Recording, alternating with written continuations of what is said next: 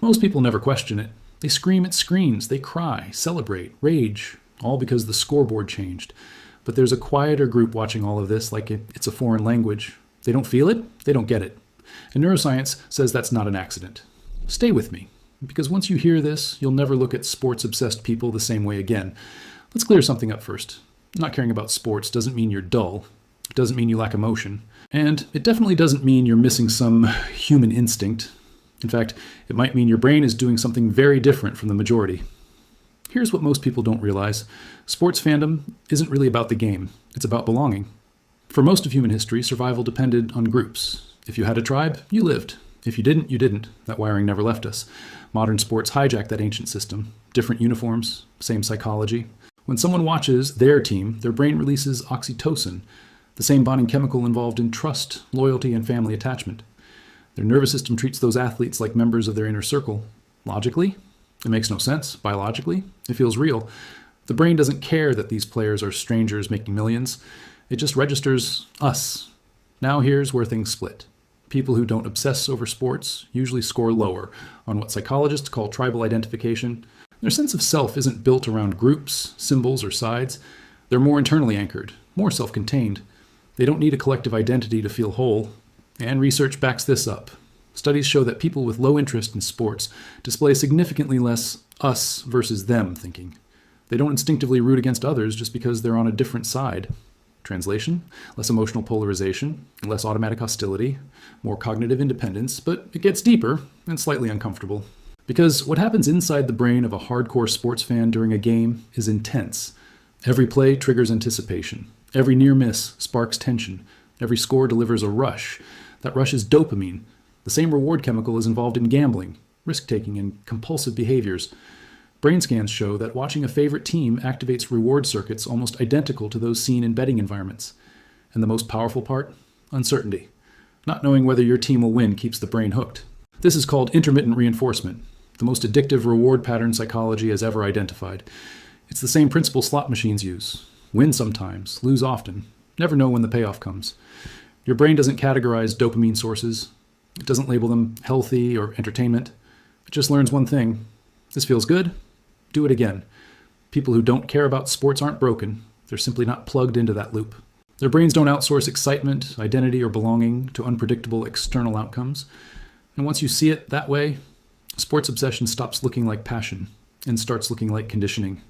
People who don't care about sports, their dopamine systems simply aren't triggered by vicarious competition. And this might be genetic. Research from the University of Chicago suggests that variations in dopamine receptor genes can predict how much someone cares about competitive spectator activities. Think about that. Think. Your complete indifference to whether the Lakers win or lose might literally be in your DNA. But there's another layer. Sports fans experience something called burging, basking in reflected glory. When their team wins, they say, "We won." When their team loses, they lose. Notice the pronoun switch. People who don't obsess over sports are less likely to engage in this psychological distancing. They're more consistent in their self-concept. They don't need external victories to feel successful. Their self-esteem is more stable, less dependent on things completely outside their control. Now, before the comment section explodes, I'm not saying one way is better than the other, but I am saying there are legitimate psychological differences, and understanding them is fascinating. Here's something that sounds contradictory. Sports fans often score higher on certain empathy measures. They practice caring deeply about other people's struggles, even if those people are strangers wearing their team's jersey.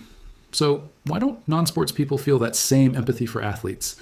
It's about empathy allocation. Everyone has a limited capacity for caring deeply about things. Sports non-fans often direct that empathy toward different places, social causes, personal relationships, creative projects, intellectual challenges. A 2021 study found that people with low sports interest scored way higher in openness to experience and love of art and beauty. They're getting their emotional highs from art, music, nature, ideas. Their brains are seeking the same reward, meaning connection, transcendence. They're just finding it somewhere else, and let's be honest about something else. For some people, not caring about sports is actually a defense mechanism. Maybe they were bullied in gym class. Maybe they felt excluded by sports culture. Maybe they're pushing back against the aggressive competitiveness often tied to sports fandom. Maybe they just never understood why grown adults scream at televisions over a ball. Your indifference might have a backstory. Or maybe you just find it boring. Both are valid. But here's the part that explains so much about why sports fans and non-sports fans sometimes can't understand each other. It comes down to how you experience meaning. Sports fans find meaning in narrative. The underdog story, the comeback, the dynasty, the rivalry. It's compelling because it's unpredictable. Real-life drama with genuine stakes. People who don't care about sports often find that randomness meaningless. They think, why would I emotionally invest in an outcome I can't control, performed by people I don't know in a game that doesn't affect my actual life? They're not wrong, but neither are sports fans. It's just two different approaches to the human need for story and meaning. One group finds an epic narrative in a championship run. The other finds it in a novel, a relationship, a creative project, a scientific discovery. Here's what researchers call parasocial investment versus direct engagement. Sports fans build one-sided relationships with teams and players. Non-sports people prefer investing emotional energy where there's actual reciprocity, where their care matters to the outcome, where they're participants, not spectators. Neither is superior. They're just different strategies for navigating the human experience. Psychologist Macaulay, who studied optimal experience, found that flow states, those moments of complete absorption, can be achieved through countless activities. For some, it's watching sports. For others, it's literally anything else. And here's what's really interesting. People who don't obsess over sports often report feeling more present in their own lives. They're not spending 3 hours every Sunday experiencing someone else's struggle. They're engaged on their own. There's something quietly radical about that. So what does all this mean? If you don't care about sports, you're not missing out on some fundamental human experience. You're just different.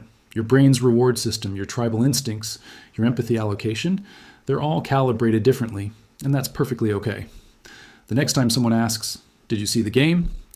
and you genuinely could not care less, remember, you're not broken, you're not boring, you're just playing a different game, one that might, just maybe, have higher stakes. If this resonated with you, you're probably going to love why quiet people are actually processing information completely differently than everyone else, and why that might be your biggest advantage. Click one of these videos to discover why your mind doesn't move the same way as the crowd.